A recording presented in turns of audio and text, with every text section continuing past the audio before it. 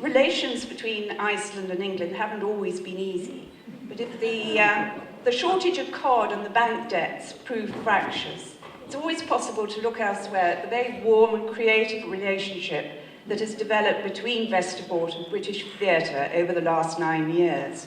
It was in 2002 that David Lamb, the artistic director of the Young Vic Theatre, was sent some photographs of Romeo and Juliet and decided to go and take a look for himself. An invitation to the Young Vic soon followed.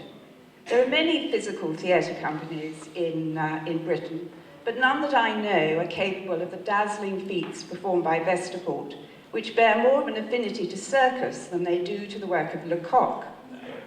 It goes back to when I started working in 1972, when I first worked at the Everyman in Liverpool. And we did a very watered-down version of what Vesturport now do, which is, we used to call it rough theatre, but we tried to make it as physical as possible. I know I did a production of Richard III, which we set in a circus cage. And would that I had been Gisley doing I was playing Richard III, right? Trying to emulate people who could, much more physical than me. But it's what attracted me to them 7 years ago when I first saw Romeo, was that sense of a continuation of a line that I felt part of.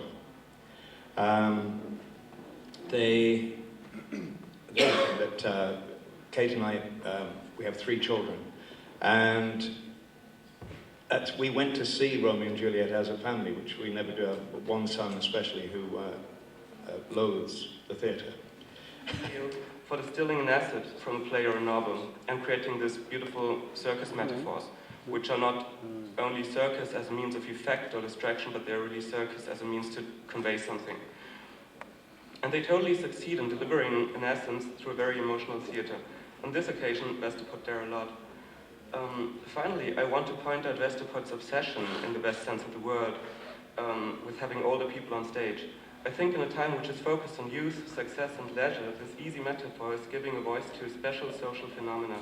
We experience the development of a parallel society not through race, gender or ethnicity, but simply through age, and makes great sense to visualize this on stage. How they work, normally actors, as everybody knows, they go to rehearsals at 10 o'clock, but when you look out of the window at 10 o'clock, Vesturport is playing football. And at 11 o'clock they are in some cafe, and then they start to work at 4 o'clock. That's one of the things with Vesturport. They don't have any clock, no any watch. You never know what time it is. So that's, I think, what's the anarchy in this group and the chaos is what I think the City Theatre has learned most of the theatre. And of course, as you have said before, all of you, that how they choose their material. I think it's not very many young people, if we can call them still young, that have this courage to choose this material. Well, I would first like to say that this is a very important recognition of Icelandic theatre. It's more important maybe than many people realize. Even if we are not getting the first prize, then just coming into this distinguished group is an important thing for us. I would also like to digress a little bit.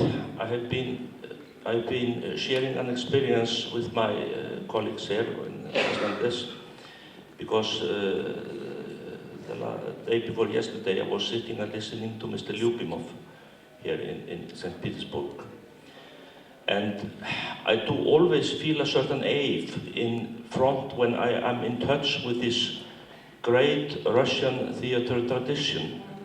I suppose if I was asked to sum up Vesturport, my most immediate response is that they're a very sexy company, by which I mean, in the most obvious sense, they're very physically attractive, or maybe I mean they're attractively physical.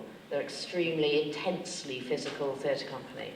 And if you've seen their international hits over the last 10 years, I think many of the most unforgettable images are of very fit, young, highly energized performances. And I think that's the main impact and the immediate impact that they have. I'm thinking of Romeo and Juliet, Wojciech, Faust, and Metamorphosis particularly. They all featured a kind of vigorous athleticism, and obviously the fact that Gisli Ungarsson was a gymnast is absolutely key in that, and he, got the rest of the collective very fit. No, I imagine playing football isn't just mucking around. I imagine it's also. Well, it's sort of hard to sort of answer on behalf of a whole group, maybe, but I think I do us all justice when I say we all went to the same drama school, and we're all actors here except Butler, who's a set designer, and it was just like we shared an interest in talking about theatre and having ideas of what to do, and rather than to sort of talk about it for too long or sort of whine about what was good or what was not good, we felt we wanted to sort of start a group, and we felt we wanted to sort of have a base for it, and we found that base in a small shed in Reykjavik, a 100 square meter location, and we turned it into a theatre, and it sat 49 people, and at least then we had a venue to sort of do whatever we wanted to do, and we could rely on each other to sort of support one another and work, most importantly, for free for one another, because funding is always an issue. So that was sort of that was something we shared. So, but then later down the road, when we had too many arguments about who was to buy the toilet paper, and we were sort of always talking about toilet paper as opposed to the work. So we sort of got rid of the theatre, and we're sort of blessed with Gudjon here opening the doors to Vesturport, and now Magnus Geir is the head of the City Theatre. We continue the collaboration with the City Theatre. So the City Theatre is a huge factor in the success of Vesturport as well. Like inspiring and encouraging, you can see that you are able to learn new things and crazy physical things.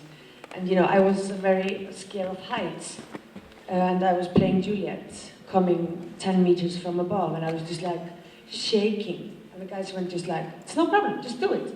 And then you just do it. And then you get used to it. So, yeah, and that's been our way of doing things. Just do it. I think it's the